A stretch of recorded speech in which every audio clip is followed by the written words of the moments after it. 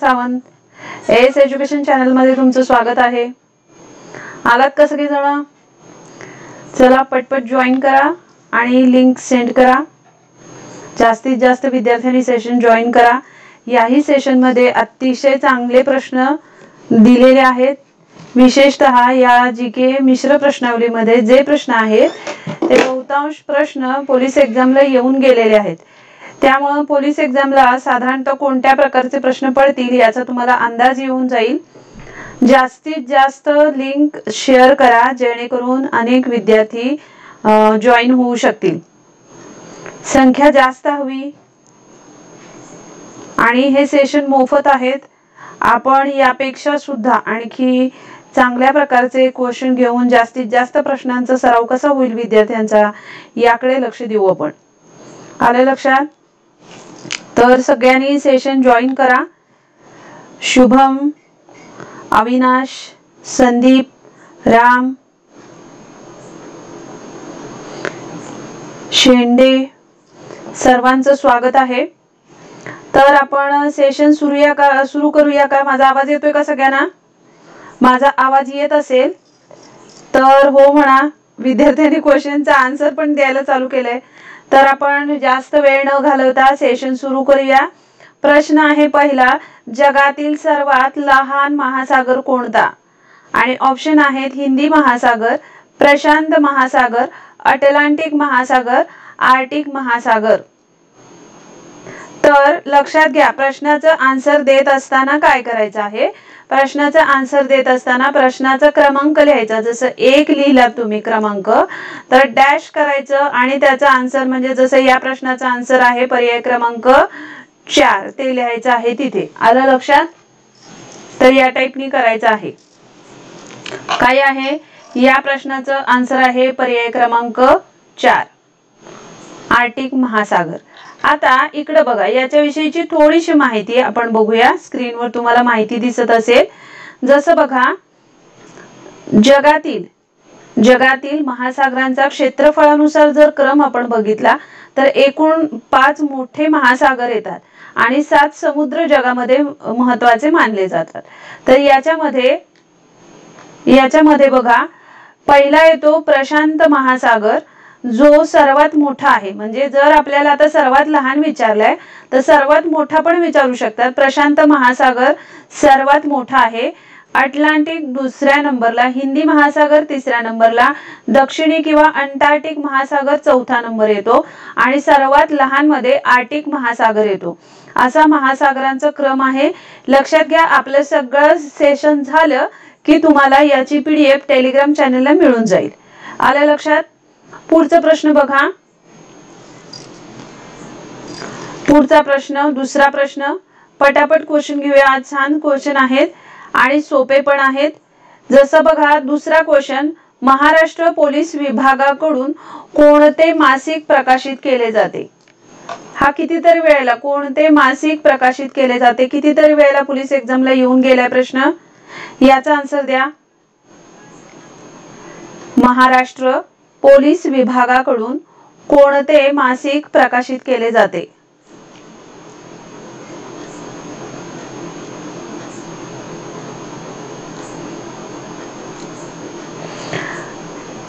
पटकन गायत्री, प्रमिला, दीपक, गणेश, आनंद सर्वांची नावं घेणं शक्य नाही। ज्यांची शक्य आहे मी घेते।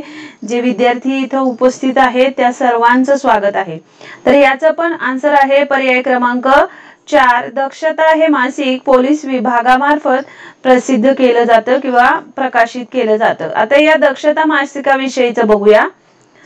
दक्षता मासिकाविषयी तर बघा, दक्षता हे मासिक महाराष्ट्र पोलीस दलाचा इतिहास, गुन्हे, नक्षलवाद, दहशतवाद इत्यादी विषयांशी संबंधित हे मासिक आहे। मासिक म्हणजेच महिन्यातून एकदा येणारे आणि हे मासिक 1965 साली सुरू झाले।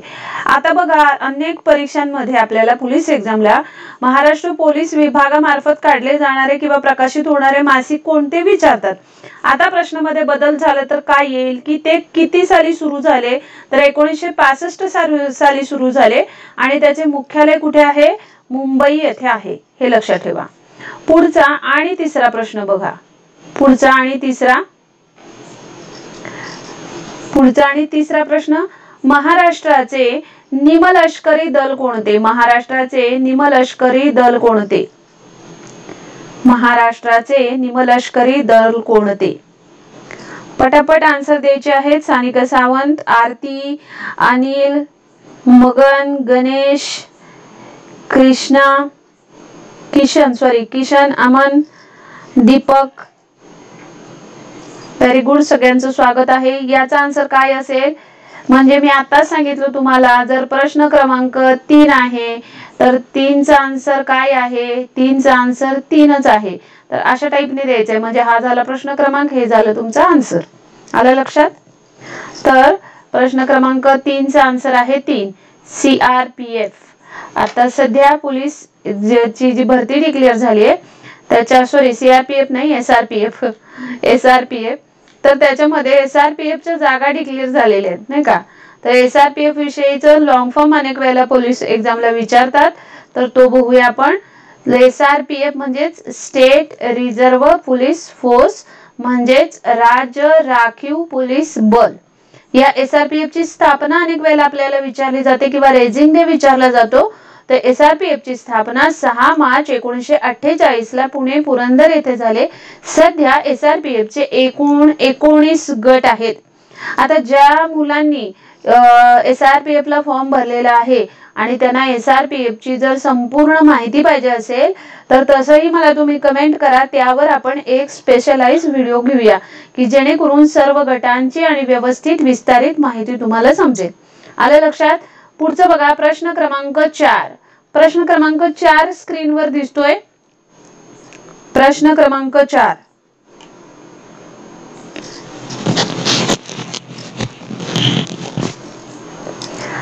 आवाज येतोय का सर्वांना व्यवस्थित? प्रश्न क्रमांक 4, कमेंट करा जरा, आवाज व्यवस्थित येतोय का सगळ्यांना? प्रश्न क्रमांक 4, महाराष्ट्राच्या अति दक्षिणेकडील जिल्हा कोणता? महाराष्ट्राच्या अति दक्षिणेकडील जिल्हा कोणता? हाही प्रश्न पोलीस एक्झामला, आजचे जे प्रश्न आहेत ते या आधी अनेक पोलीस एक्झामला येऊन गेलेले आहेत, तेच मी टाकलेले आहेत.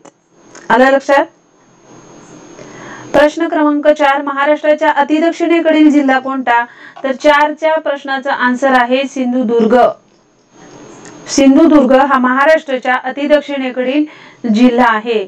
जरा 1 मिनिट आपण समजून घेऊया की सिंधुदुर्ग म्हणजे महाराष्ट्राचा जर आपण नकाशा बघितला, असा महाराष्ट्राचा आपण जर असा नकाशा बघितला, अर्थात इथं मला या पेनाने नीट काढायला येत नाहीये, अशा टाईपचा महाराष्ट्राचा नकाशा.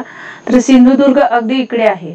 इकडे महाराष्ट्राची दक्षिण बाजू आहे आणि म्हणून महाराष्ट्राच्या अति दक्षिणेकडील सिंधुदुर्ग, इकडं वर महाराष्ट्राच्या अति उत्तरेकडील नंदुरबार, महाराष्ट्राच्या अति पूर्वेकडील इकडं असा आहे आडवा पसरलेला गडचिरोली, आणि महाराष्ट्राच्या पश्चिमेकडील जिल्हा विचारलं तर तो इकडे येतो मुंबई शहर. तर महाराष्ट्राच्या अति पश्चिमेकडे फक्त अरबी समुद्रच नाही तर मुंबई शहर हा महाराष्ट्राच्या अति पश्चिमेकडील असणारा जिल्हा आहे. पुढचा 5वा प्रश्न बघा, डोकलाम वाद कोणत्या 2 देशांदरम्यान आहे? सिंधुदुर्ग 2018 ला. अर्थात माझा वेळ खूप जात होता टायपिंग मध्ये, त्याच्यामुळे कोणकोणत्या परीक्षांना हे प्रश्न आले ते मी लिहिलेले नाहीयेत. तर 5वा प्रश्न बघा, 5व्या प्रश्नाचं आन्सर आहे डोकलाम वाद हा भारत व चीन या 2 देशांमध्ये आहे. तर याचं स्पष्टीकरण आपण थोडंसं बघूया की डोकलाम हा जो भाग आहे, हा भाग भारत, चीन आणि भूतान या देशांतील अतिसंवेदनशील असा भाग आहे. आणि डोकलाम मधून म्हणजे नक्की भारत आणि चीन यांचा वाद का आहे? तर डोकलाम मधून जाणारा रस्ता चीनला बांधायचा होता. कधी? तर 2017 साली. आणि त्याला भारताने विरोध केलेला होता, कारण चीनी लोक त्याच्यातून शिरून काही दहशतवादी कारवाया करू शकतील आणि म्हणून हा रस्ता बांधण्यास भारताचा विरोध होता. आणि या विरोधावरून 2017 पासून हा डोकलाम वाद सुरू आहे. आलं लक्षात? पुढचं बघा, 5वा प्रश्न काय आहे की गावाची 3000 हून अधिक लोकसंख्या असल्यास किती कोतवाल नेमले जातात? पटापट जॉईन करा सगळ्यांनी, लिंक सेंड करा. परवापेक्षा खूप कमी विद्यार्थी दिसत आहेत. गावाची 3000 हून अधिक लोकसंख्या असल्यास किती कोतवाल नेमले जातात? प्रश्न क्रमांक 5. तर याचा आन्सर आहे पर्याय क्रमांक 4, 3 कोतवाल नेमले जातात जर गावाची लोकसंख्या 3000 हून अधिक असेल तर. आता याच्या विषयीचं स्पष्टीकरण बघूया की जर गावाची लोकसंख्या 1000 असेल, 1000 पर्यंत असेल तर 1 कोतवाल असतो. जर गावाची लोकसंख्या 1000 ते 3000 पर्यंत असेल तर 2 कोतवाल असतात आणि गावाची लोकसंख्या 3000 हून अधिक असेल तर 3 कोतवाल असतात. म्हणजे 3000 पेक्षा जर अधिक असेल तर 3 कोतवालांची नेमणूक केली जाते. आलं लक्षात? तर पुढचा हाही प्रश्न पोलीस एक्झामला येऊन गेलाय. 6वा प्रश्न. मीनाक्षी मंदिर कोणत्या शहरात आहे? मीनाक्षी मंदिर कोणत्या शहरात आहे? जीके मध्ये वेगवेगळी जी मंदिर आहेत त्यांच्याविषयी प्रश्न आपल्याला परीक्षेला विचारलेला असतो. तर मीनाक्षी मंदिर कोणत्या शहरात आहे? ऑप्शन आहेत हैदराबाद, हम्पी, मदुराई, चेन्नई. मदुराई, चेन्नई. पटापट जॉईन व्हा, पटापट जॉईन व्हा, लिंक सेंड करा.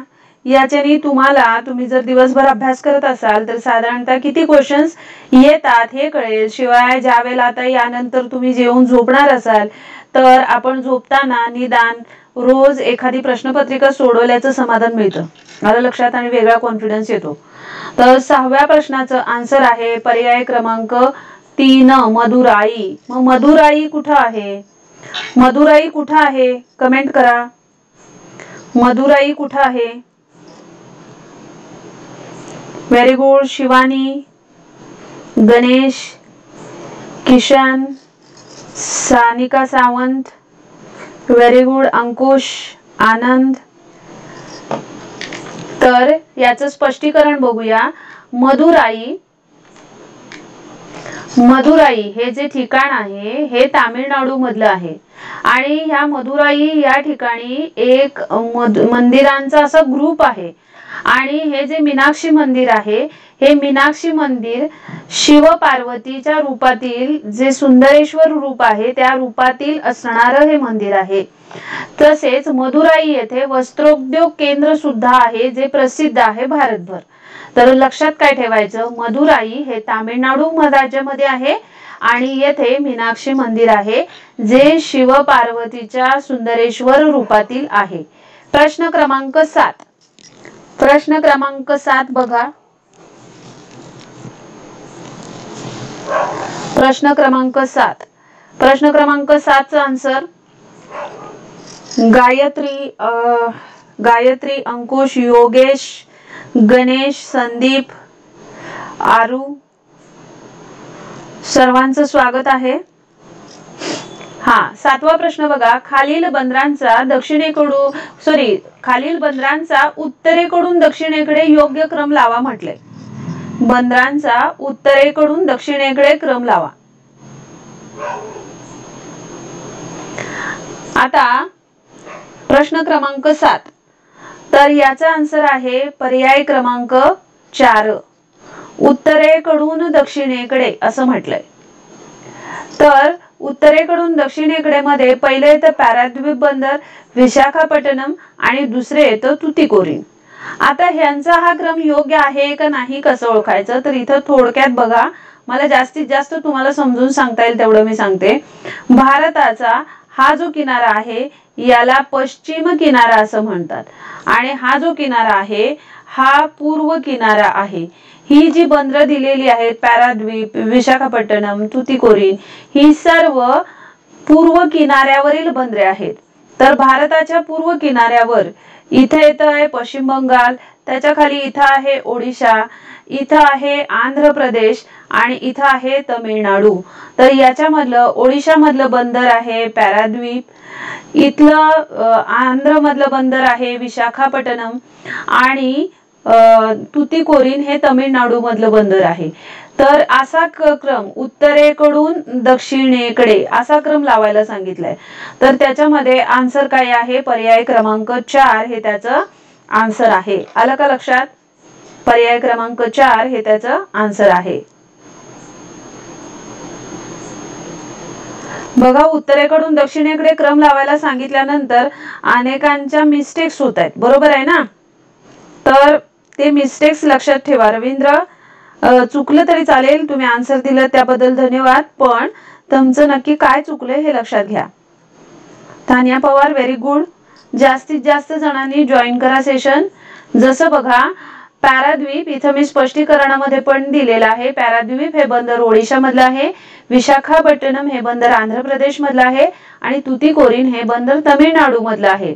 तर ही बंदरांचा क्रम असा का आहे हे मी इथं तुम्हाला साधारणतः पेनने दाखवण्याचा प्रयत्न केलेला आहे, त्याच्यामुळे तुमच्या हे लक्षात येईल. तर पुढचा प्रश्न आपण बघूया. प्रश्न क्रमांक 8. खूप वेळ वाया घालवायला नको असं मला वाटतं. पटापट तुम्ही काय करायचं आहे, सेशन जॉईन करून पटकन क्वेश्चन वाचून त्याचं आन्सर सबमिट कसं करता येईल हे बघा. पुढचं बघा, 8वं. भारतातील प्रसिद्ध रॉक गार्डन कोणत्या शहरात आहे?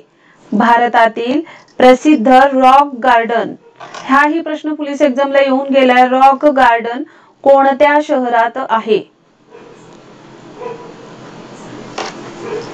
तर याचं पर्याय आहेत जयपूर, चंदीगड, मुंबई आणि दिल्ली. तर याचं योग्य आन्सर आहे पर्याय क्रमांक 2, चंदीगड. तर चंदीगड हा केंद्रशासित प्रदेश आहे की घटक राज्य आहे हे मला जरा सांगा. चंदीगड हे केंद्रशासित प्रदेश आहे की घटक राज्य? सगळ्यांना आवाज येतोय व्यवस्थित? व्हेरी गुड, सर्वांनी आन्सर बरोबर दिलेला आहे. अशा पद्धतीने अभ्यास कराल तर बरेचसे क्वेश्चन तुमच्या नजरेखालून जातील आणि खूप छान तुमचा अभ्यास होईल. मला इकडे बघत बघत तुम्हाला बऱ्याच जणांची नावं वाचायची राहून जात आहेत. लखन, राम, किशन, गौरव, रवींद्र, आशिष, अंकुश, गौरव. तर सगळ्यांचं स्वागत आहे. चंदीगड हा केंद्रशासित प्रदेश आहे. चंदीगड हा केंद्रशासित प्रदेश असून त्याची राजधानी पण चंदीगड या केंद्रशासित प्रदेशाची राजधानी पण चंदीगडच आहे. शिवाय पंजाब आणि हरियाणा या घटक राज्यांची राजधानी पण चंदीगडच आहे. तर याच्या विषयीचं स्पष्टीकरण बघा की हे जे गार्डन आहे याला हे गार्डन नेकचंद या अधिकाऱ्याने 1957 ला बांधले. जे रॉक गार्डन आहे ते नेकचंद या अधिकाऱ्याने 1957 ला बांधले. पुनर्नवीकरण केलेल्या सिरॅमिक पासून बांधलेल्या शिल्पांसाठी हे गार्डन काय आहे? प्रसिद्ध आहे. हे लक्षात ठेवा. पुढचं बघा, 9वा प्रश्न. ताजमहल कोणत्या नदीच्या काठावर आहे? ताजमहल कोणत्या नदीच्या काठावर आहे? 9वा प्रश्न. ताजमहल कोणत्या नदीच्या काठावर आहे? सानिका सावंत, व्हेरी गुड, केंद्रशासित प्रदेश. पुढचा प्रश्न बघा बाळांनो. तर ताजमहल कोणत्या नदीच्या काठावर आहे? पर्याय 1 बियास, 2 गंगा, 3 सिंधू आणि 4 यमुना.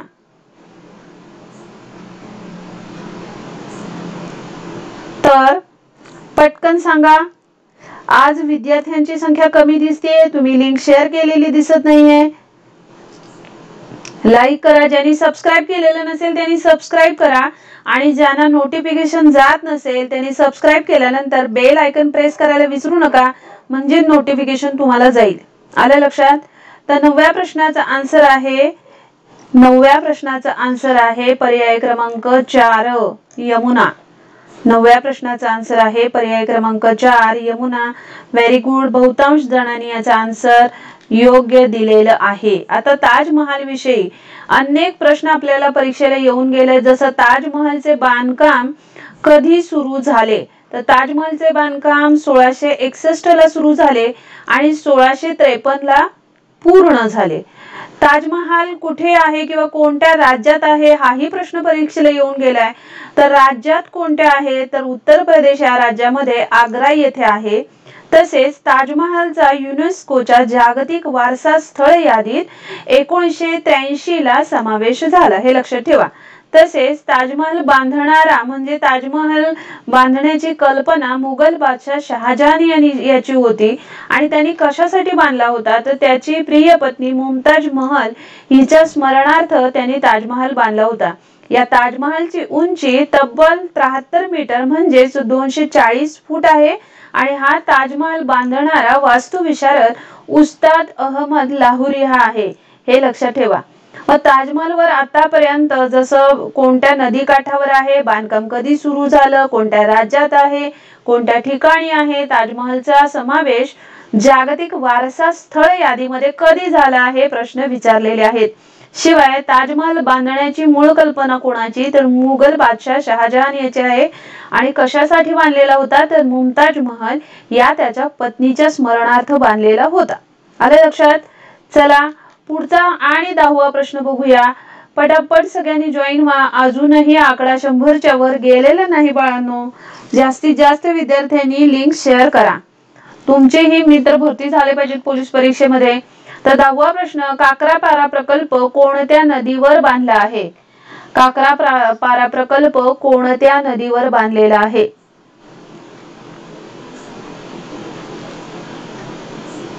काकरापारा प्रकल्प कोणत्या नदीवर बांधलेला आहे? ऑप्शन आहेत गोदावरी, तापी, गंगा, कोयना. ऑप्शन काय आहेत? गोदावरी, तापी, गंगा आणि कोयना. तर याचं योग्य आन्सर आहे तापी. तापी ही महाराष्ट्राची पठारावरील नदी आहे की कोकणातील नदी आहे, हे सांगा मला. महाराष्ट्रातील पठारावरील की कोकणातील नदी? पटकन आन्सर मला सांगा. त्याच्याशी रिलेटेड जे क्वेश्चन विचारले जातात ते मी एक्स्ट्राचे विचारते, कारण एकाच याच्यावर 4 क्वेश्चन टाकले तर ते बरं नाही वाटत. हा, तापी हे आन्सर बरोबर आहे, परंतु तापी ही नदी कोकणातील आहे की पठारावरील? कोकणातील आहे की पठारावरील? तर बघा याच्या विषयीचं स्पष्टीकरण थोडं बघूया. काकरापारा प्रकल्पाविषयी. काकरापारा हा अणुविद्युत प्रकल्प आहे. कसला प्रकल्प आहे तो? अणुविद्युत प्रकल्प आहे आणि हा काकरापारा प्रकल्प गुजरात या राज्यामध्ये आहे. या प्रकल्पाची निर्मिती 1984 साली झाली. काय लक्षात ठेवायचं? या प्रकल्पाची निर्मिती 1984 साली झाली आणि तो गुजरात राज्यामध्ये आहे. हा अणुविद्युत प्रकल्प आहे, जलविद्युत नाही. हाही प्रश्न खूप वेळेला परीक्षेला रिपीट झालेला आहे. 11वा प्रश्न. 11वा प्रश्न बघा. खजुराहो लेणी कोणत्या राज्यात आहेत? खजुराहो लेणी कोणत्या राज्यात आहेत? Very good. पठारावरील. Very good. सर्वांनी आन्सर योग्य दिलेला आहे. गौरव तुमचा आन्सर चुकलेला आहे पण प्रयत्न चांगला आहे. पठारावरील ही पश्चिम वाहिनी नदी आहे तापी, ही लक्षात ठेवा. Sanika Sawant very good. शुभम, योगेश. खजुराहो लेणी कोणत्या राज्यात आहेत? 11वा प्रश्न. तर याचा आन्सर आहे पर्याय क्रमांक 2. पर्याय क्रमांक 2. खजुराहो लेणी ही मध्य प्रदेश मध्ये आहेत. तर लक्षात घ्या, आपला जर महाराष्ट्र आपण असा धरला, महाराष्ट्राचा नकाशा आपण जसाच्या तसा मला काढता येत नाहीये परंतु जास्तीत जास्त प्रयत्न करते. तर महाराष्ट्राच्या इकडे सातपुडा पर्वतरांग आहे, इथे अशी. ओके, ही सातपुडा पर्वतरांग आहे आणि इकडे मध्य प्रदेश हे राज्य आहे. तर ही जी सातपुडा पर्वतरांग आहे, या सातपुडा पर्वतरांगेशी संबंधित येतात ही लेणी. सातपुडा पर्वतरांगेशी संबंधित येतात लेणी, हे लक्षात ठेवा. पुढे बघा, याचं स्पष्टीकरण थोडंसं आपण बघूया. तर ही जी लेणी आहेत खजुराहो लेणी, ही खजुराहो लेणी बांधणारे कोण होते? तर चंदेल राजपूत राजे होते. अर्थात खजुराहो लेणी म्हणजेच काय, तर अनेक मंदिरांचा समूह असणारी लेणी आहेत ही. तर ही चंदेल राजपूत राजांच्या काळामध्ये 10व्या ते 12व्या शतकामध्ये ही लेणी बांधली गेली. शिवाय खजुराहो लेण्यांचं वैशिष्ट्य काय आहे की मंदिर व नगारा शैलीतील वास्तुशिल्प इथं आहेत। शिवाय ही जी खजुराहो लेणी आहेत यांचं युनेस्कोच्या जागतिक वारसा स्थळ यादीमध्ये 1987 साली समावेश झालेला आहे। आलं लक्षात? हे एक्स्ट्राचं एक्सप्लेनेशन सांगण्यामागे कारण हे आहे की त्यावरही आधारित अनेक तुम्हाला प्रश्न आलेले आहेत किंवा पुढेही येऊ शकतात, म्हणून मी तुम्हाला एक्स्ट्राचं त्याचं एक्सप्लेन करून सांगते। पुढचा बघा 12वा प्रश्न, प्रश्न क्रमांक 12, पंचमढी हे थंड हवेचे ठिकाण कोणत्या राज्यात आहे? पंचमढी हे थंड हवेचे ठिकाण कोणत्या राज्यात आहे? पर्याय आहेत उत्तर प्रदेश, मध्य प्रदेश, छत्तीसगड, हिमाचल प्रदेश। उत्तर प्रदेश, मध्य प्रदेश, छत्तीसगड, हिमाचल प्रदेश। 12व्या प्रश्नाचा आन्सर काय आहे सांगा? तर 12व्या प्रश्नाचं आन्सर आहे पर्याय क्रमांक 2 मध्य प्रदेश। तर पंचमढी हे जे ठिकाण आहे ते सुद्धा त्याच्याविषयीची माहिती बघा। समुद्र सपाटीपासून हे जे ठिकाण आहे हे 1100 मीटर उंच आहे समुद्र सपाटीपासून, आणि मध्य प्रदेश पर्वतरांगातील सातपुडा पर्वतरांगेमध्ये हे ठिकाण आहे। पंचमढी हे थंड हवेचं ठिकाण। पुढचा बघा 11वा प्रश्न, पूर्वीचे व्हिक्टोरिया टर्मिनस ते आजचे नाव टिंबटिंब आहे। हाही प्रश्न अनेक वेळेला येऊन गेले। पूर्वीचे व्हिक्टोरिया टर्मिनस ते आजचे नाव टिंबटिंब आहे। मगन, अमन, गौरव, दर्शन, सानिका, प्रमिला, व्हेरी गुड, सगळेजण खूप छान आन्सर देत आहेत। 105 विद्यार्थ्यांची संख्या झालेली आहे। व्हेरी गुड, अजून जॉईन झाले पाहिजेत। तर व्हिक्टोरिया टर्मिनस ते आजचे नाव काय? तर आजचे नाव काय आहे हे सर्वांना माहित असेल। हा प्रश्न गेल्या वर्षी सुद्धा पोलीस एक्झामला येऊन गेलेला आहे। तर याचं पर्याय आहे 13व्याचं पर्याय क्रमांक 3 छत्रपती शिवाजी टर्मिनस हे त्याचं नाव आहे। छत्रपती शिवाजी टर्मिनस।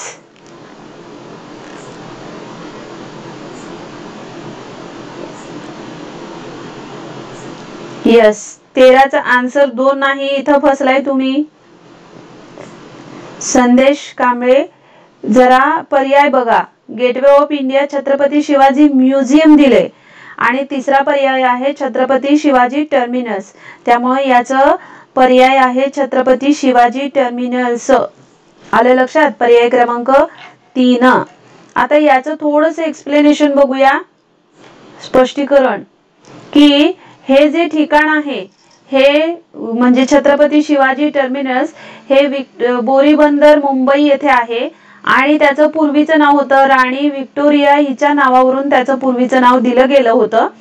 त्याचं सध्याचं नाव छत्रपती शिवाजी टर्मिनस आहे आणि हे बांधणारे वास्तू विचारत आहे स्टीव्हन्सन यांनी बांधलेला आहे। हाही प्रश्न परीक्षेला येऊन गेलाय।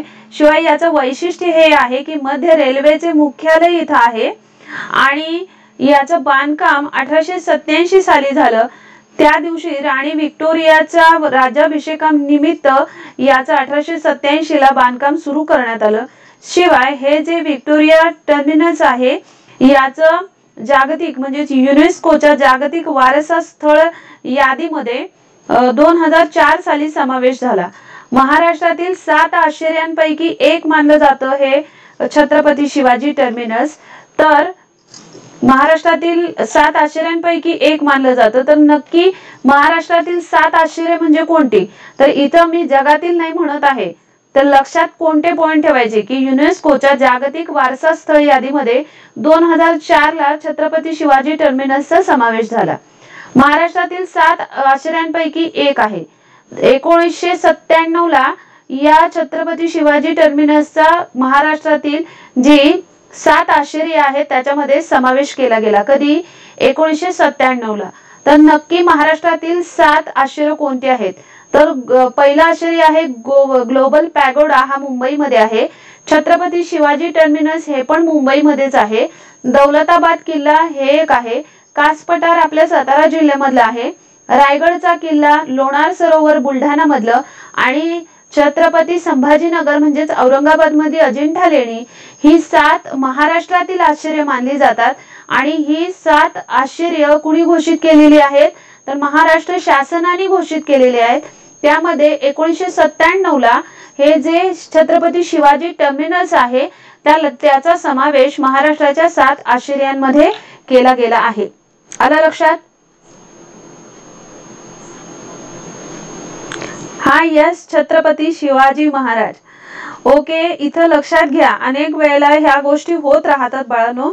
छत्रपती शिवाजी म्हणण्यामागे छत्रपती म्हणण्यातच खूप मोठा आदर आहे। मी शिवकन्या स्वतःला समजते आणि त्याच पद्धतीचं माझं आचरणही असतं आणि त्याच पद्धतीने मी माझ्या आयुष्यामध्ये वागते, हे लक्षात घ्या। मी केवळ छत्रपती शिवाजी महाराज म्हणून चुकीचं वागत नाही, कधीही कायम त्यांची विचारसरणी अवलंबते आणि त्यानुसार स्वतःचं जीवनही जगते आणि त्याच्यामुळे माझ्या वागण्यातून किंवा माझ्या बोलण्यातून छत्रपती शिवाजी महाराजांचा अनादर होईल असा कधीच उद्देश नसतो। ज्या पद्धतीचे ऑप्शन परीक्षेला दिले गेले त्या पद्धतीचे मी इथं मेंटेन केले। या पलीकडे छत्रपती शिवाजी महाराजांचा आदर करणे हा अनादर करणे हा त्यामागे बिलकुलच उद्देश नाही, कारण मी पण महाराष्ट्राची एक शिवकन्या आहे आणि मला त्याचा सार्थ अभिमान आहे, हेही लक्षात ठेवा। आलं लक्षात? आणि जर मी शिवाजी महाराजांच्या छत्रपती शिवाजी महाराजांच्या विचारसरणीवर चालत नसते तर कदाचित ही मोफत बॅच मी डिक्लेअरच केली नसती, पैसे कमवायच्या मागे लागले असते। आलं लक्षात? तर पुढचा 14वा प्रश्न बघा, तो विषय जाऊ दे, हे आपले प्रश्न चाललेले आहेत। गोदावरी नदीवर खालीलपैकी कोणते शहर आहे? गोदावरी नदीवर खालीलपैकी कोणते शहर आहे? गोदावरी नदीवर यस, आदर मनात हवा, बरोबर आहे। गोदावरी नदीवर कोणते शहर आहे? तर ऑप्शन आहेत बुलढाणा, अकोला, नांदेड, अमरावती। तर यापैकी योग्य आन्सर आहे पर्याय क्रमांक 3 नांदेड, कारण गोदावरी ही मराठवाड्याची जीवनवाहिनी बोलली जाते। बुलढाणा, अकोला, अमरावती हे जे जिल्हे आहेत हे अमरावती प्रशासकीय विभागामध्ये आहेत। गोदावरी नदी ही सर्वाधिक मराठवाड्यातून किंवा छत्रपती संभाजीनगर या प्रशासकीय विभागातून वाहते आणि त्याच्यामुळे नांदेड हा त्याचा योग्य ऑप्शन आहे। आलं का लक्षात?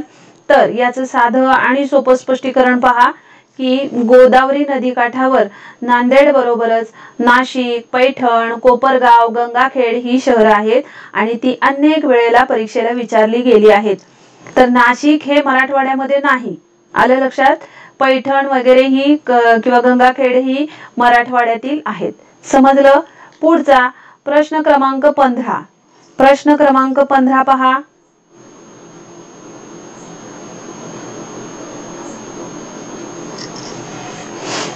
पुढचं बघा, 15वा, राजमाता जिजाऊ साहेब यांचे जन्मस्थान असलेले सिंदखेड राजा हे ठिकाण कोणत्या जिल्ह्यामध्ये आहे?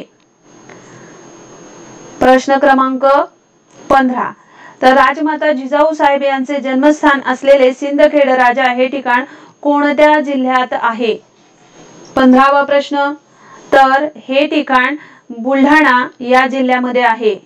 बुलढाणा, बुलढाणावर अनेक वेळेला आपल्याला प्रश्न विचारलेला असतो, तो असतो लोणार सरोवरावर। लोणार सरोवर हे बुलढाणा जिल्ह्यामधले आहे, जे उल्कापातापासून निर्माण झालेले आहे। बुलढाण्यातील लोणार सरोवरातील पाणी कोणत्या प्रकारचे असते? तर ते खारे आहे, यावरही प्रश्न येऊन गेले परीक्षेला। त्याच्यामुळे याच्यामध्ये लक्षात कोणते पॉइंट ठेवायचे आहेत की राजमाता जिजाऊ साहेब यांचे जन्मस्थान काय आहे? सिंदखेड राजा। सिंदखेड राजा महाराष्ट्रातील बुलढाणा जिल्ह्यामध्ये आहे। येथेच उल्कापातापासून निर्माण झालेले लोणार सरोवर आहे आणि त्याचे पाणी खारे आहे, हे लक्षात ठेवायचं, जे परीक्षेला येऊन गेलेलं आहे। पुढचं प्रश्न क्रमांक 16। प्रश्न क्रमांक 16, प्रश्न क्रमांक 16, मराठवाडा विभागात खालीलपैकी कोणता जिल्हा येत नाही? मराठवाडा विभागात खालीलपैकी कोणता जिल्हा येत नाही असं विचारलेलं आहे। तर ऑप्शन आहेत नांदेड, परभणी, वाशिम, हिंगोली। तर यापैकी करेक्ट आन्सर आहे येत नाही असं विचारलेलं आहे, तर यापैकी करेक्ट आन्सर आहे वाशिम. वाशिम हा जो जिल्हा आहे हा कोणत्या विभागात येतो, तर हा विदर्भामध्ये येतो. कशामध्ये येतो? विदर्भामध्ये येतो. मराठवाड्यामध्ये एकूण 8 जिल्हे येतात. छत्रपती संभाजीनगर आहे, त्यानंतर जालना आहे, परभणी आहे, लातूर आहे, बीड आहे, धाराशिव आहे, ज्याला आपण पहिल्यांदा उस्मानाबाद म्हणायचो, हिंगोली, नांदेड, असे 8 जिल्हे याच्यामध्ये येतात, हे लक्षात ठेवा. पुढचा प्रश्न क्रमांक 17. प्रश्न क्रमांक 17 स्क्रीनवर दिसतोय तुम्हाला. 17 सेवाग्राम गावाचे पूर्वीचे नाव काय? सेवाग्राम गावाचे पूर्वीचे नाव काय? याचे ऑप्शन आहेत. पर्याय क्रमांक 1 सेगाव, सेवाग्राम, पालकवाडी, यापैकी नाही. हा प्रश्न सुद्धा परीक्षेला येऊन गेलेला आहे, तर याचं योग्य आन्सर आहे सेगाव. सेगाव म्हणजेच किंवा सेवाग्राम हे वर्धा जिल्ह्यातलं आहे. तर याचं स्पष्टीकरण बघा. सेवाग्रामशी संबंधित जिल्हा आहे वर्धा, जो विदर्भामध्ये आहे. आणि याचं वैशिष्ट्य हे आहे की इथे गांधीजींचा आश्रम होता. 1936 ते 1948 म्हणजे भारताला स्वातंत्र्य मिळेपर्यंत इथं गांधीजी राहत होते आश्रयात, आणि म्हणूनच याला सेवाग्राम हे नाव दिलेलं आहे. हा ही 18वा प्रश्न बघा, वारंवार परीक्षेला येऊन गेलेला आहे. 18वा प्रश्न. व्हेरी गुड, सगळेजण खूप छान उत्तर देत आहेत. ज्या विद्यार्थ्याचं नाव घ्यायचं राहत असेल तर त्यांनी समजून घ्या कृपया, मला हे असं नाव वाचत बसायची सवय नाहीये. मयुरेश्वर अभयारण्य कोणत्या पक्ष्यासाठी प्रसिद्ध आहे? मयुरेश्वर अभयारण्य हा प्रश्न कितीतरी वेळेला जुने पेपर क्वेश्चन बघत असाल तर तुम्हाला हे लक्षात येईल. तर याचं आन्सर आहे 18व्याचं पर्याय क्रमांक 1 मोरासाठी प्रसिद्ध आहे. मोरासाठी प्रसिद्ध आहे. तर इथं लक्षात काय ठेवायचं आहे? मयुरेश्वर अभयारण्य आहे सुपे, बारामती येथे आहे, पुणे जिल्ह्यामध्ये आहे. आणि मयुरेश्वर अभयारण्याची स्थापना 19 ऑगस्ट 1947 ला झाली, म्हणजे भारताला स्वातंत्र्य मिळाल्यानंतर झाली. आलं लक्षात? पुढचं बघा 19वा प्रश्न. प्रश्न क्रमांक 19. 19व्या प्रश्नाचा आन्सर द्या पटापट. अंकुश, अनुष्का, श्रीधन गारुळे, ओके, गौरी, मेघा, सुशील, सुरेश, सर्वांचं स्वागत आहे. तानसा हे धरण कोणत्या जिल्ह्यामध्ये आहे? तर त्याचे ऑप्शन आहेत रायगड, ठाणे, मुंबई, पुणे. तर रायगड, ठाणे, मुंबई, पुणे. तानसा हे धरण कोणत्या जिल्ह्यामध्ये आहे? तर तानसा हे धरण ठाणे जिल्ह्यामध्ये आहे. कोणत्या जिल्ह्यात आहे? ठाणे जिल्ह्यामध्ये आहे. तर याचं थोडंसं आपण स्पष्टीकरण बघूया की तानसा हे जे धरण आहे हे शहापूर या ठिकाणी ठाणे जिल्ह्यामध्ये आहे. आणि हे धरण 1872 मध्ये सुरू झालं आणि 1890 मध्ये त्याचं बांधकाम पूर्ण झालं आणि लोकार्पण झालं. मुंबई शहराकरता पाणी पुरवठा करणे हा त्याचा उद्देश आहे. या धरणाची उंची 40.55 मीटर आहे, तर लांबी 2835 मीटर आहे. जर 2835 लक्षात राहत नसेल तर 2835 मीटर, 2835 असे 2 गट पाडा आणि लक्षात ठेवा. तर उंची 40.55 मीटर आणि लांबी 2835 मीटर आहे. शिवाय ठाणे शहराचं एक त्याला संबोधन काय आहे की ठाणे शहराला तलावांचे शहर असं म्हटलं जातं. शिवाय ठाण्यातील इतर धरणे तुम्ही लक्षात ठेवा जी वारंवार परीक्षेला विचारली जातात. ती कोणती आहेत? मोडक सागर धरण, भातसा धरण, बारवी धरण, धामणी धरण, सूर्या धरण. मोडक सागर धरण हे तर खूप वेळेला परीक्षेला विचारलं गेलेलं आहे. शिवाय सूर्या धरण ही विचारलं गेलेलं आहे. तर लक्षात ठेवा आपले जे महाराष्ट्रातील एकूण जिल्हे आहेत त्यापैकी मुंबई शहर असा जिल्हा आहे ज्याच्यामध्ये एकही नदी नाही आणि त्या जिल्ह्याला पाणी पुरवठा करण्याचं काम हे ठाणे जिल्ह्यातील अनेक धरणं करत असतात. आणि म्हणून ठाणे जिल्हा हा मुंबई शहराचा आधारस्तंभ असणारा जिल्हा आहे, हे लक्षात घ्या. पुढचा 20वा क्वेश्चन बघा. 20वा क्वेश्चन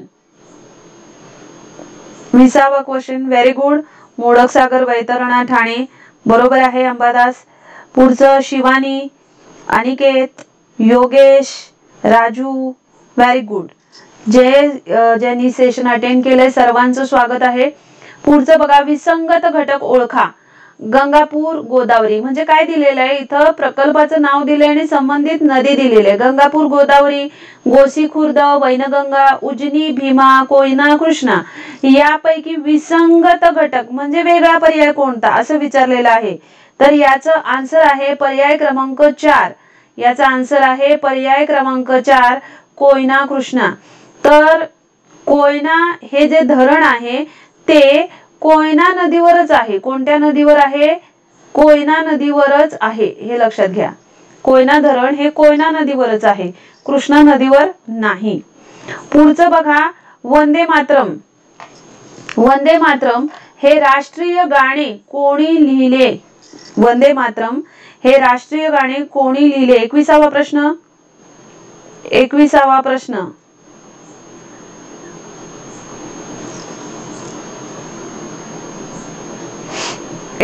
प्रश्न. वंदे मातरम हे राष्ट्रीय गाणे कोणी लिहिले?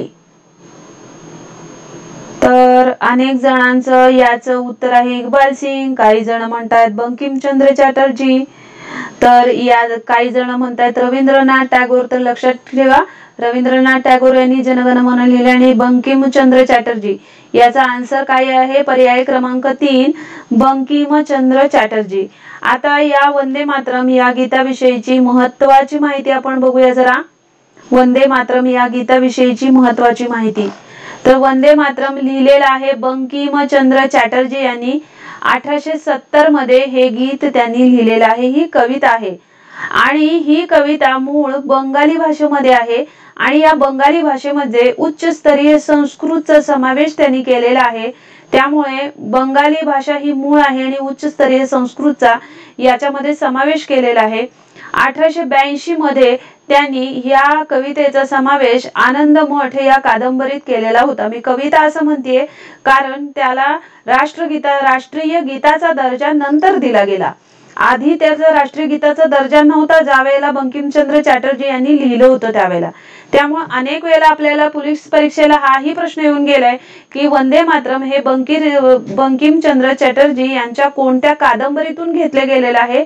तर आनंद मठ ऍक्च्युली 1870 मध्ये लिहिलं गेलं आणि 1882 मध्ये त्यांनी आनंद मठ या कादंबरीमध्ये त्याचा समावेश केलेला होता.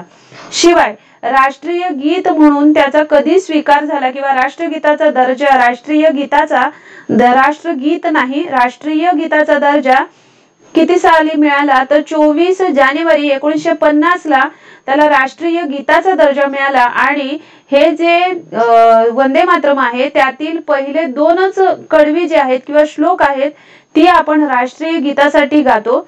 हे राष्ट्रीय गीत प्रथम गायलं होतं रवींद्रनाथ टागोर यांनी 1896च्या राष्ट्रीय काँग्रेसच्या अधिवेशनामध्ये. रवींद्रनाथ टागोर यांनी प्रथम या राष्ट्रीय गीताचं गायन केलेलं होतं. आलं लक्षात? पुढचं बघा, हाही प्रश्न कितीतरी वेळेला परीक्षेला येऊन गेलेला आहे की महाराष्ट्राचे मार्टिन ल्युथर किंग म्हणून कोणाला ओळखले जाते? प्रश्न क्रमांक 22 चे आन्सर द्या. महाराष्ट्राचे मार्टिन ल्युथर किंग म्हणून कोणाला ओळखले जाते? तर ऑब्विसली तुमचा आन्सर अगदी बरोबर आहे. पर्याय क्रमांक 1 महात्मा फुले यांना महाराष्ट्राचे मार्टिन ल्युथर किंग असे म्हटले जाते. पुढचा बघा, 23वा प्रश्न बघा, हडप्पा संस्कृतीमध्ये कोणत्या ठिकाणी अग्निकुंड सापडले? आता हा तुम्हाला वाटेल हा प्राचीन इतिहासामधला प्रश्न आहे, विचारलेला आहे का? तर खरोखरच 2018 साली पोलीस एक्झामला हा प्रश्न विचारलेला आहे. त्याच्यामुळे हाही महत्वाचा आहे. तुम्हाला जर असं वाटत असेल प्राचीन इतिहासावर विचारत नाही तर काही प्रश्न विचारले गेले आहेत, हेही लक्षात ठेवा. तर हडप्पा संस्कृतीमध्ये कोणत्या ठिकाणी अग्निकुंड सापडले? तर याचं उत्तर आहे पर्याय क्रमांक 1 कालीबंगण येथे अग्निकुंड सापडले. आता कालीबंगण याचा अर्थ शब्दशः कालीबंगण म्हणजेच काळी बांगडी असा अर्थ होतो. आता ह्याच्यामधलं थोडस स्पष्टीकरण बघा. कालीबंगन हे जे ठिकाण आहे हे कालीबंगन ठिकाण राजस्थान मध्ये आहे आणि कालीबंगन येथील हडप्पा संस्कृतीची सापडली त्याचा शोध लुईसी टेसिटोरी या इटालियन शास्त्रज्ञाने लावलेला आहे. लक्षात काय ठेवायचं, कालीबंगन येथे जे हडप्पा संस्कृतीचा शोध आहे तो शोध लुईगी टेसिटोरी या इटालियन शास्त्रज्ञाने लावलेला आहे. तुम्हाला हे नाव लक्षात राहणार नसेल तर तुम्हाला याची PDF टेलिग्राम चॅनलला मिळणार आहे, त्याच्यामुळे तुम्ही त्याचं टेन्शन घेऊ नका. तुम्ही एक दोनदा वाचलं की तुमच्या लक्षात येईल. पुढचं बघा, संगीत शास्त्राचा पाया असणारा वेद असे कोणत्या वेदास म्हटले जाते. हाही प्रश्न पोलीस एक्झामला येऊन गेलाय. मी तुम्हाला आधीच क्लिअर केलंय की हे जे आजचे जीकेचे मिश्र प्रश्न आहेत हे सर्व प्रश्न तुम्हाला ऑलरेडी पोलीस एक्झामला येऊन गेलेले आहेत. फक्त टायपिंग करत असताना नक्की कोणत्या परीक्षांच्या कोणत्या जिल्ह्यासाठी येऊन गेले हे मला लिहायला वेळ नव्हता आणि त्याच्यामुळं पटापट टायपिंग करण्याच्या ह्याच्यामध्ये मी लिहिलेलं नाही, मात्र हे येऊन गेलेले प्रश्न आहेत. तर संगीत शास्त्राचा पाया असणारा वेद आहे सामवेद. एकूण वेद आहेत 4, ऋग्वेद, यजुर्वेद, सामवेद आणि अथर्ववेद. म्हणजे वेदांचा योग्य क्रम म्हटला तर ऋग्वेद पहिला येतो, दुसरा येतो यजुर्वेद, तिसरा येतो सामवेद आणि चौथा येतो अथर्ववेद. आणि जर तुम्हाला आणि हाही प्रश्न परीक्षेला येऊन गेलाय की वेदांपैकी आद्य वेद किंवा प्रथम वेद कोणत्या वेदास म्हणतात तर ऋग्वेदास म्हणतात. त्यामुळं ह्या प्रश्नाचं उत्तर आहे पर्याय क्रमांक 1. मात्र आद्य किंवा प्रथम वेद कोणता तर ऋग्वेद हे लक्षात ठेवायचं आहे. पुढचा बघा 25वा प्रश्न, जैन धर्मातील पहिला तीर्थंकर कोण होता. जैन धर्मातील पहिला तीर्थंकर कोण होता. व्हेरी गुड, सगळेजण आन्सर खूप छान देत आहेत. तर जैन धर्मातील पहिले तीर्थंकर होते ऋषभदेव. बरेच जण वर्धमान महावीर म्हणतात, तर वर्धमान महावीर हे शेवटचे तीर्थंकर होते. तर पहिले तीर्थंकर होते ऋषभदेव आणि वर्धमान महावीरांनी जैन धर्माचा प्रचार प्रसार ऋषभदेवांपेक्षा खूप केला आणि म्हणून त्यांना खऱ्या अर्थाने तीर्थंकर संबोधलं जातं. आलं लक्षात. पुढचं बघा, छत्रपती शिवाजी महाराज यांनी स्वराज्य स्थापनेची शपथ कोणत्या मंदिरात घेतली. छत्रपती शिवाजी महाराज यांनी स्वराज्य स्थापनेची शपथ कोणत्या मंदिरात घेतली हा प्रश्न येऊन गेलाय. ऑप्शन आहेत ओंकारेश्वर, त्र्यंबकेश्वर, रायरेश्वर, गणेश्वर.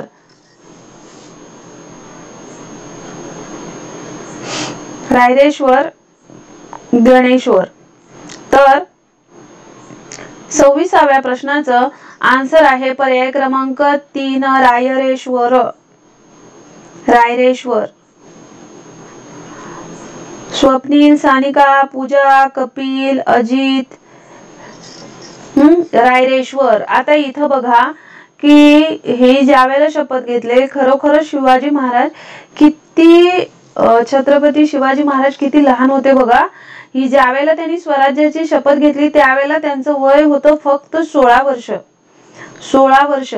रायरेश्वर हे जे मंदिर आहे हे मंदिर भोर मध्ये आहे, पुणे मध्ये आहे आणि ही शपथ त्यांनी 1645 ला घेतली.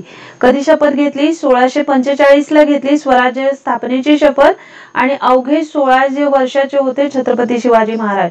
आज आपण त्यांना छत्रपती शिवाजी महाराज आदराने म्हणतो. याला कारण आहे 16व्या वर्षी बघा आजही अनेक मुलांना कितीतरी दिवस कितीतरी मोठं झालं तरी कळत नाही. 16व्या वर्षी पासूनच किती ज्ञान संपन्न असे होते छत्रपती शिवाजी महाराज आणि त्यांचं कार्यकर्तृत्व तितकं महान आहे म्हणून आपण त्यांचं नाव आजही अभिमानाने आणि आदराने घेतो. 27वा प्रश्न बघा, शिवरायांचे 8वावे रूप, शिवरायांचा 8वावा प्रताप असे कोणी म्हटले आहे. हाही प्रश्न परीक्षेला येऊन गेलाय. 27वा प्रश्न त्याचं ऑप्शन आहेत संत एकनाथ, संत रामदास, संत तुकाराम, संत ज्ञानेश्वर. संत ज्ञानेश्वर. तर यापैकी याचं योग्य आन्सर आहे 27व्या प्रश्नाचं संत रामदास. अर्थात संत रामदासांवर खूप प्रश्न येऊन गेलेले आहेत. एक पहिलं लक्षात काय ठेवायचं, शिवरायांचे 8वावे रूप, शिवरायांचा 8वावा प्रताप हे काव्य संत रामदासांनी लिहिलेले आहे. त्याच्यानंतर संत रामदासांविषयीचे काही प्रश्न आतापर्यंत परीक्षेला विचारले गेले. जसं तुम्ही सातारा डिस्ट्रिक्ट मध्ये पोलीस साठी फॉर्म भरलेला असेल तर हे लक्षात ठेवणं गरजेचं आहे की संत रामदासांचे समाधी स्थळ हे सज्जनगड सातारा येथे आहे आणि त्यांचं जन्मस्थळ जांब जालना या जिल्ह्यामध्ये आहे. संत रामदासांचा जन्म 24 मार्च 1608 रोजी झालेला होता. संत रामदासांचे पूर्ण नावही अनेक वेळेला पोलीस एक्झामला विचारले गेले. तर त्यांचं पूर्ण नाव होतं नारायण सूर्याजी ठोसर आणि त्यांना समर्थ संप्रदायाचे जनक असं म्हणतात. किंवा संत रामदासांशी संबंधित संप्रदाय कोणता तर समर्थ संप्रदाय असं त्या संप्रदायाशी ते संबंधित होते. किंवा समर्थ संप्रदायाचे जनक कुणाला म्हणतात तर संत रामदासांना म्हणतात. त्यामुळे लक्षात काय ठेवायचं, समाधी स्थळ सज्जनगड सातारा, जन्मभूमी जांब जालना, जन्म कधी झाला तर 24 मार्च 1608, पूर्ण नाव काय नारायण सूर्याजी ठोसर आणि कोणत्या संप्रदायाचे जनक तर समर्थ संप्रदायाचे जनक म्हटलं जातं. आलं लक्षात. पुढचा प्रश्न बघा. पुढचा प्रश्न पुणे करारास 28वा प्रश्न पुणे करारास कारणीभूत ठरलेला जातीय निवाडा 1932 मध्ये प्रसिद्ध झाला. हा निवाडा इंग्लंडचे पंतप्रधान टिंबटिंब यांनी जाहीर केला. पर्याय आहेत George Bush, Ramsay MacDonald, Lord Mountbatten, Lord Canning हे त्याचे ऑप्शन आहेत. तर योग्य पर्याय कोणता सांगा पटापट. योग्य पर्याय कोणता. Rahul thank you, Shivani, Pramila, Pankaj, Nilesh, Gaurav, Shridhan, Omkar, Deepak, Ambadas. Very good. पटकन ह्याचा आन्सर सबमिट करा की याचा आन्सर आहे रॅम्समे मॅकडोनाल्ड. रॅम्समे मॅकडोनाल्ड यांनी हा जातीय निवाडा घोषित केलेला होता. आता लक्षात घ्या याच्या विषयीची थोडीशी माहिती आपण बघणार आहोत. नक्की प्रश्न याच्यावर कशा पद्धतीचे पोलीस एक्झामला येऊन गेलेत. तर लक्षात घ्या जातीय निवाडा हा 16 ऑगस्ट 1932 ला घोषित झाला आणि या जातीय निवाड्यामध्ये काय होतं तर मुस्लिम, शीख, ख्रिश्चन, दलित यांना विभक्त मतदारसंघ घोषित केलेले होते आणि म्हणूनच या जातीय निवाड्यास आपल्या भारतातील विरोध करणारे नेते होते महात्मा गांधी आणि या जातीय निवाड्यास सपोर्ट करणारे होते डॉक्टर आंबेडकर आणि त्याच्यामुळे गांधीजींनी कोणतीही कडक पावलं उचलू नयेत यासाठी इंग्रजांनी गांधीजींना येरवडा कारागृहामध्ये बंदिस्त केलेलं होतं. जातीय निवाड्याला विरोध करण्यासाठी गांधीजींनी उपोषण चालू केलं आणि ज्यावेळेला गांधीजींना कळलं की आंबेडकरांनी या निवाड्याला सपोर्ट केलेला आहे त्यावेळेला गांधीजींनी त्या उपोषणाचे स्वरूप आमरण उपोषण असे केलेले होते आणि त्याच्यामुळे त्यानंतर गांधीजींच्या प्रकृतीमध्ये बिघाड होऊ नये यासाठी आंबेडकर आणि गांधीजी यांच्यामध्ये जे बोलणं झालं किंवा जो करार झाला त्याला पुणे करार, ऐक्य करार, येरवडा करार किंवा गांधी आंबेडकर करार असेही म्हणतात. तर अनेक वेळेला आपल्याला परीक्षेला पुणे करार केव्हा झाला हेही विचारतात. तर त्याची तारीख लक्षात ठेवा. 24 सप्टेंबर 1932 ला पुणे करार झालेला होता आणि तो पुणे करार महात्मा गांधी व आंबेडकर यांच्यामध्ये झालेला होता आणि आंबेडकरांनी करारावर स्वतः सही केलेली होती तर महात्मा गांधीजींच्या वतीने मदन मोहन मालवीय यांनी या करारावर सही केलेली होती. आलं लक्षात. पुढचं बघूया. 29वा प्रश्न. प्रश्न क्रमांक 29. प्रश्न क्रमांक 29. आझाद हिंद सेनेचे ब्रीद वाक्य कोणते आहे. प्रश्न क्रमांक 29. आझाद हिंद सेनेचे ब्रीद वाक्य कोणते आहे. प्रणय, प्रमिला, पंकज. Very good. सर्वजण खूप छान आन्सर देत आहे. मगन. तर आझाद हिंद सेनेचे ब्रीद वाक्य होते पर्याय क्रमांक 3 हे त्याचा आन्सर आहे. विश्वास, एकता, बलिदान हे आझाद हिंद सेनेचे ब्रीद वाक्य होते.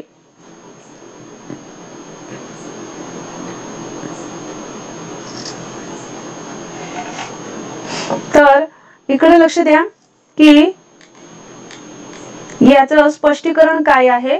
ब्रीद वाक्य. ब्रीद वाक्य होते आझाद हिंद सेनेचे विश्वास, एकता, बलिदान. आझाद हिंद सेनेची स्थापना अनेक वेळेला पोलीस परीक्षेला विचारतात, तर आझाद हिंद सेनेची स्थापना 1942 मध्ये झालेली आणि ही स्थापना रासबिहारी बोस यांनी केलेली होती.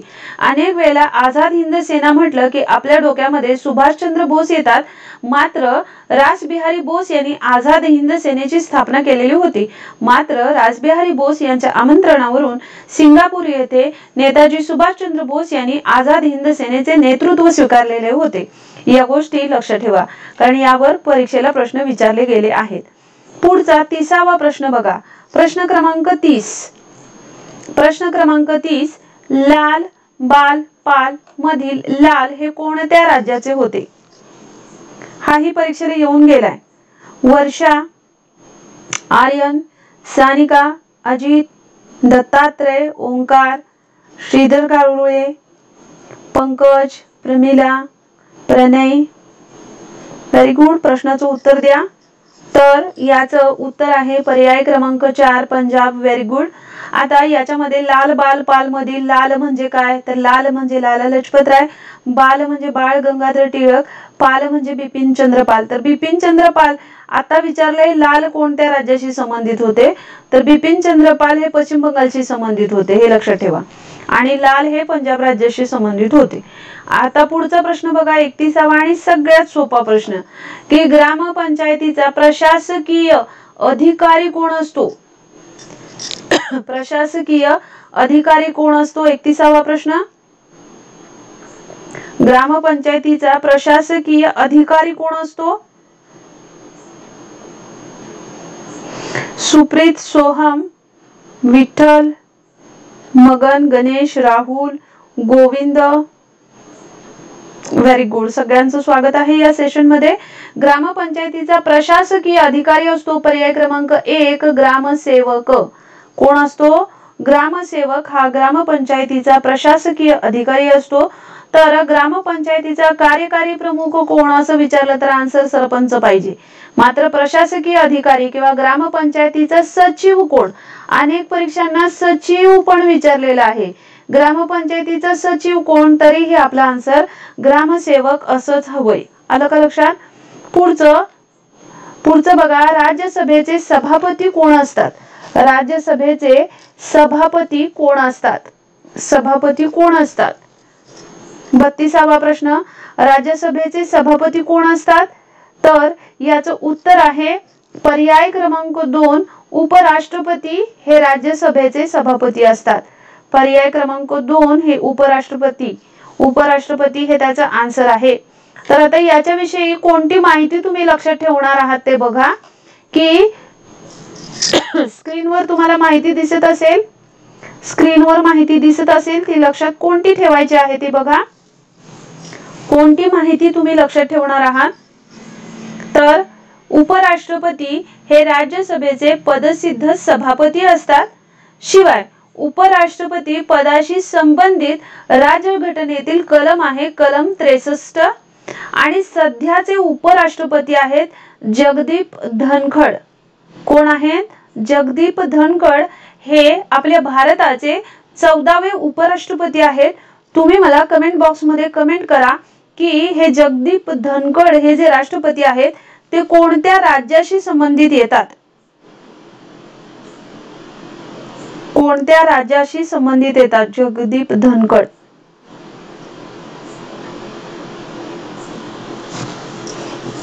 जगदीप धनखड कोणत्या राज्याशी संबंधित येतात?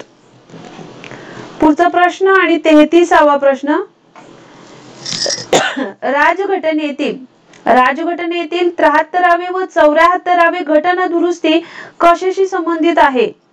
73वी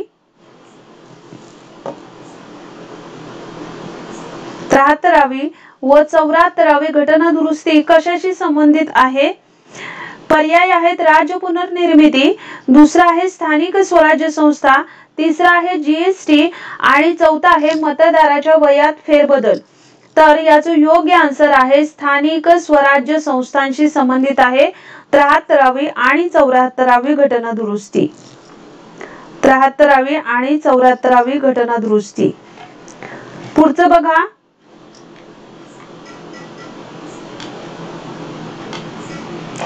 34वा प्रश्न, प्रश्न क्रमांक 34. प्रश्न क्रमांक 34. बँक हा शब्द कोणत्या लॅटिन शब्दापासून आला आहे? हाही प्रश्न पोलीस एक्झामला येऊन गेलाय. 34वा प्रश्न. 34वा प्रश्न. बँक हा लॅटिन शब्द कोणत्या शब्दापासून आला आहे? तर बँक हा लॅटिन शब्द बॅकस या शब्दापासून आलेला आहे आणि बॅकस या लॅटिन शब्दाचा अर्थ होतो साठा. काय होतो त्याचा अर्थ? साठा असा अर्थ होतो. बँक ही जनमानसाच्या पैशाचा साठा करते आणि म्हणून आपण त्याला बँक असं स्वीकारलेलं आहे. तर बँक हा शब्द लॅटिन त्यातला मूळ शब्द आहे बॅकस. आलं लक्षात? पुढचा 35वा प्रश्न. 35वा प्रश्न. एकूण 40 प्रश्न आहेत बाळांनो. 40 प्रश्नांपैकी तुमचे प्रश्न किती बरोबर येतात हे मला कमेंट बॉक्स मध्ये कमेंट करायचं आहे नंतर सगळ्यांनी. आलं का लक्षात? बघा, गुलाबी क्रांती कशाशी संबंधित आहे? श्याम पवार, तुम्हाला मराठीचे जे नोट्स आहेत ते मी ऑलरेडी टॉपिक वाईज काय करणार आहे इथे घेणार आहे ना. त्यावेळेला सुरुवातीला टॉपिकचं शॉर्ट मध्ये जे एक्सप्लेनेशन असेल ते केलं जाईल आणि त्यावर लगेचच PDF तुम्हाला टाकली जाईल. त्यामुळे तुम्हाला ऑलरेडी मराठी ग्रामरचे नोट्स मिळून जातील. गुलाबी क्रांती कशाशी संबंधित आहे? 35वा प्रश्न बघा. 35व्या प्रश्नाचा आन्सर. अरे बाळांनो, प्रश्न कोणता आहे तो प्रश्न क्रमांक लिहा आणि त्याच्या पुढे त्याचं आन्सर लिहा. गुलाबी क्रांती कशाशी संबंधित आहे? 35वा प्रश्न. तर गुलाबी क्रांती ही कोळंबी उत्पादनाशी संबंधित आहे. आता टोमॅटोचा लाल रंग दिसतोय म्हणून त्याला गुलाबी क्रांती म्हणायचं का? तर हे क्रांत्या ज्या आहेत, क्रांत्या त्याच्यावर आधारित आपल्याला प्रश्न विचारलेले असतात परीक्षेला. त्याच्यामुळे आपण त्या क्रांत्या कोणत्या आहेत त्या पटकन बघून घेऊया. आळस न करता पटापट माझ्या बरोबर तुम्ही ह्या क्रांत्या वाचा. साधारणतः 12-13 क्रांत्या आहेत. तर पहिलं म्हणजे महत्वाचं, पोलीस एक्झामला अनेक वेळेला विचारलं गेलं ते म्हणजे हरित क्रांती. हरित क्रांती ही कृषी किंवा अन्नधान्याशी संबंधित आहे आणि हरित क्रांतीचे जनक SM स्वामीनाथन यांना म्हणतात. तर पांढरी क्रांती ही दुग्ध व दुग्धजन्य पदार्थांशी संबंधित आहे. डॉक्टर वर्गीस कुरियन हे त्याचे जनक आहेत. नील क्रांती ही मासे व ॲक्वा पाण्याच्या उत्पादनाशी संबंधित आहेत. डॉक्टर अरुण कृष्णन व डॉक्टर हरिलाल चौधरी हे त्याचे जनक आहेत. सुवर्ण क्रांती हेही परीक्षेला विचारले गेले. सुवर्ण क्रांती फळे, मध व बागायती उत्पादनाशी संबंधित आहे. निरपाक तुताज हे त्याचे जनक आहेत. चांदीची क्रांती ही अंडी उत्पादनाशी संबंधित आहेत आणि त्याचे जनक पंतप्रधान इंदिरा गांधी यांना मानलं जातं. पिवळी क्रांती हे तेल बियाणे उत्पादनाशी संबंधित आहे. सॅम पित्रोदा हे पिवळ्या क्रांतीचे जनक आहेत. तर पुढे बघा, गुलाबी क्रांती. गुलाबी क्रांती ही औषधी उत्पादन, कोळंबी उत्पादन आणि कांदा उत्पादनाशी संबंधित आहे. त्याचे जनक आहेत दुर्गेश पटेल गुलाबी क्रांतीचे जनक. ब्राऊन किंवा करडी क्रांती ही लेदर किंवा कोको उत्पादनाशी संबंधित आहेत. हिरालाल चौधरी हे त्याचे जनक आहेत. लाल क्रांती ही मांस व टोमॅटो उत्पादनाशी संबंधित आहे. अनेकांनी टोमॅटो हे आन्सर दिलेलं होतं. तर टोमॅटो हे उत्पादन जे आहे त्याला लाल क्रांती असं म्हणतात आणि त्याचे जनक विशाल तिवारी हे आहेत. गोल्डन फायबर क्रांती ही ताग किंवा ज्यूट उत्पादनाशी संबंधित आहे. त्याचे जनक आपल्याला उपलब्ध झालेले नाहीत. तर कुणाला माहित असतील तर ते तुम्ही कमेंट बॉक्स मध्ये कमेंट करा. जे जनक मला ज्यांची माहिती मिळाली ते मी इथं तुम्हाला कलेक्ट करून सगळी माहिती दिलेली आहे. पुढचं बघा, सदाहरित क्रांती. सदाहरित क्रांती ही शेतीचे सर्वांगीण उत्पादन याच्याशी संबंधित आहेत आणि MS स्वामीनाथन हे त्याचे जनक आहेत. काळी क्रांती हेही परीक्षेला विचारले गेले आहे. पेट्रोलियम उत्पादनाशी संबंधित असते काळी क्रांती. तर सिल्वर फायबर क्रांती किंवा रिव्होल्यूशन हे कापूस उत्पादनाशी संबंधित आहे. गोल क्रांती हेही परीक्षेला विचारले गेले. गोल क्रांती बटाटा उत्पादनाशी संबंधित आहे. प्रथिने क्रांती ही उच्च कृषी उत्पादनाशी संबंधित आहे. ग्रे किंवा राखाडी क्रांती ही खत उत्पादनाशी संबंधित आहे. हरित किंवा सुवर्ण क्रांती हे बांबूचा प्रचार आणि त्याचा व्यापार याच्याशी संबंधित आहे. ज्या सर्वच्या सर्व क्रांत्या आतापर्यंत आहेत त्या सर्व याच्यामध्ये दिलेल्या आहेत. तुम्हाला या माझं लेक्चर झालं की टेलिग्रामला याचं PDF तुम्हाला मिळून जाईल. आलं का लक्षात? त्यामध्ये लिहित बसू नका. पुढचा आणि 36वा आणि महत्वाचा प्रश्न आहे, आंतरराष्ट्रीय योग दिन कोणत्या तारखेला साजरा करतात? आंतरराष्ट्रीय योग दिन. आणि आंतरराष्ट्रीय योग दिनाचे जनक कोण आहेत तेही मला सांगा. आंतरराष्ट्रीय योग दिनाचे जनक कोण आहेत ते पण मला सांगा.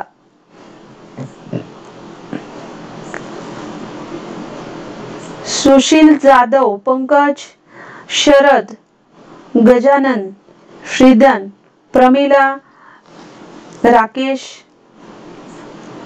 कैवल्य, अजित, किरण, शुभम, वर्षा. सर्वांचं स्वागत आहे. पहिल्यापासून शेवटपर्यंत अनेक विद्यार्थी हे सेशन जॉईन करतायत आणि ही चांगली गोष्ट आहे, अभ्यासाचं योग्य लक्षण आहे. तर 30व्या प्रश्नाचं उत्तर काय आहे मला कमेंट करा पटकन. 36व्या प्रश्नाचं उत्तर काय आहे? तर 36व्या प्रश्नाचं उत्तर आहे पर्याय क्रमांक 4, 21 जून. याचं थोडंसं स्पष्टीकरण बघा की योग दिनाची संकल्पना मांडणारे किंवा योग दिनाचे जनक कोणाला म्हणतात? तर आपल्या देशाचे पंतप्रधान नरेंद्र मोदी यांना योग दिनाचे जनक असं म्हणतात. आणि ही संकल्पना 11 डिसेंबर 2014ला राष्ट्र महासभेत भाषण करताना मोदीजींनी मांडलेली होती आणि तेव्हापासून 21 जून हा काय केला जातो? आपला योग दिन म्हणून साजरा केला जातो. पुढचं बघा 37वा प्रश्न, खालीलपैकी अर्थात वाद्य, त्यांचे वादक, नृत्य, त्याच्याशी संबंधित नृत्यांगना किंवा नृत्यकार कोण जे असतील ते विचारले जातात. तर किंवा नृत्यकला आणि त्याच्याशी संबंधित राज्य आपल्याला विचारले जातात. 37वा प्रश्न बघा, अली अकबर खालीलपैकी सरोद वादक कोण आहेत? सरोद वादक अली अकबर खान, बिस्मिल्ला खान, अली अहमद हुसेन खान, कृष्णदास. तर यापैकी काय आहे आन्सर सांगा. Rakesh Dhage, it's okay. आर्यन, प्रताप, कुणाल, कैवल्य. तर याचं आन्सर काय आहे 37व्या प्रश्नाचं? 37व्या प्रश्नाचं आन्सर आहे अली अकबर खान. अली अकबर खान. बिस्मिल्ला खान विषयी पण प्रश्न विचारला जातो. बिस्मिल्ला खान हे कोणत्या वाद्याशी संबंधित आहेत?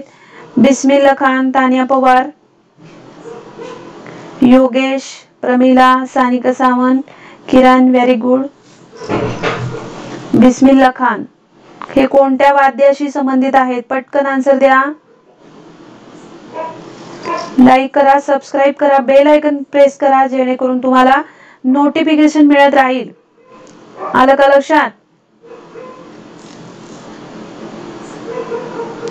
त्रिशा, मगन, गारुळे, गौरी. तर बिस्मिल्ला खान हे कशाशी कोणत्या वाद्याशी संबंधित आहेत? व्हेरी गुड शरद, शहनाई वाद्याशी संबंधित आहेत. पुढचा हाही प्रश्न कितीतरी वेळेला रिपीट झालेला आहे. 38वा question, Wings of Fire. Wings of Fire याचं मराठी रूप आहे अग्निपंख. याचं मराठी रूप काय आहे? मराठी नाव अग्निपंख.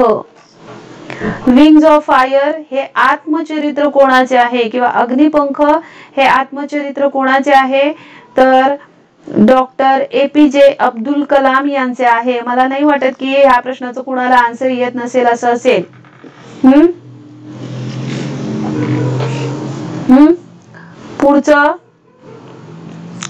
पुढचं बघा 39वा प्रश्न, महाराष्ट्र CID चे मुख्यालय कोठे आहे? CID चे मुख्यालय कोठे आहे? 39वा प्रश्न.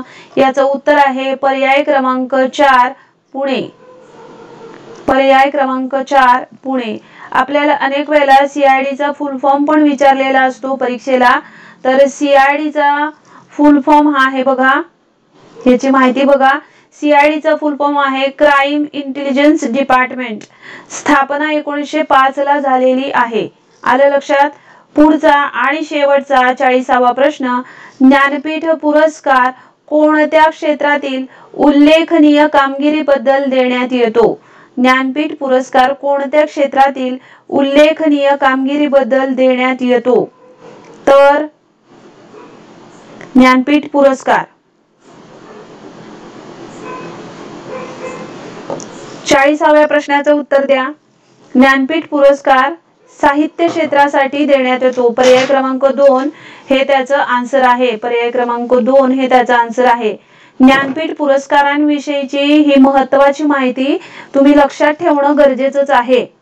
ज्ञानपीठ पुरस्कारांविषयीची तर ही कोणती आहे? तर ज्ञानपीठ पुरस्कारांना 1965 ला सुरुवात झाली. ज्ञानपीठ पुरस्कार मिळवणारे पहिले भारतीय आहेत जी शंकर कुरूप आणि हे मल्याळम लेखक आहेत. 1965 ला त्यांना पहिला ज्ञानपीठ पुरस्कार मिळाला. तर ज्ञानपीठ पुरस्कार मिळवणारे पहिले महाराष्ट्रीयन आहेत वि.स. खांडेकर. 1974 ला त्यांना ज्ञानपीठ पुरस्कार मिळाला मराठी लेखनासाठी. ज्ञानपीठ मिळवणारी पहिली भारतीय महिला आहे आशापूर्णा देवी. ही बंगाली कादंबरीकार आहेत.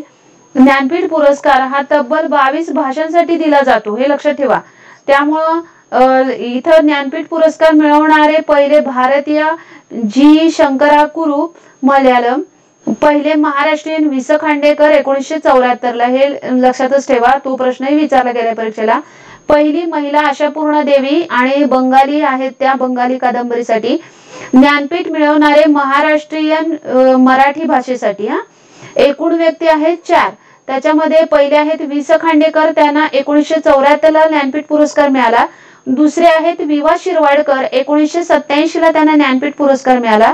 तिसरे आहेत गोवी करंदीकर, 2003 ला त्यांना ज्ञानपीठ पुरस्कार मिळाला.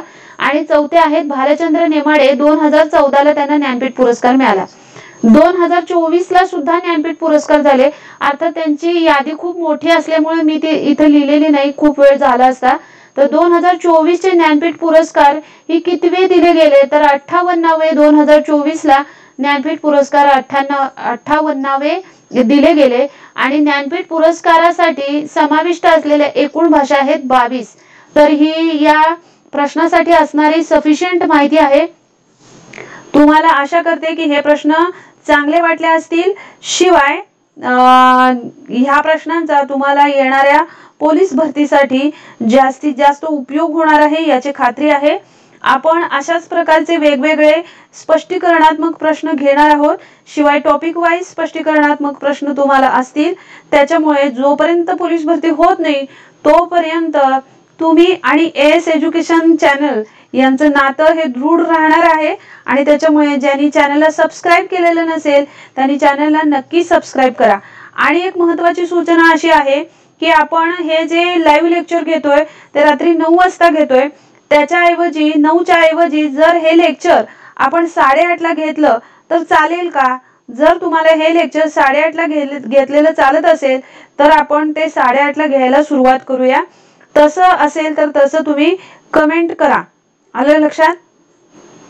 Thank you Mangesh, thank you Rahul Pawar. हा, मी टेलिग्रामची लिंक जी आहे ती खाली डिस्क्रिप्शन मध्ये देणार आहे. त्याच्यामुळे ज्यांनी टेलिग्राम चॅनल सुद्धा जॉईन केलेलं नसेल त्यांनी जॉईन करा, जेणेकरून आज जे लेक्चर झालेलं आहे त्याची एकत्रित 1-2 पानांची मी PDF केलेली आहे प्रश्नांच्या स्पष्टीकरणासह, ती तुम्हाला मिळून जाईल. ओके, सर्वांनी सेशन जॉईन केलं आणि सर्वांनी खूप चांगली प्रश्नांची उत्तरे दिली. त्याच्यामुळे सर्वांना मनापासून धन्यवाद.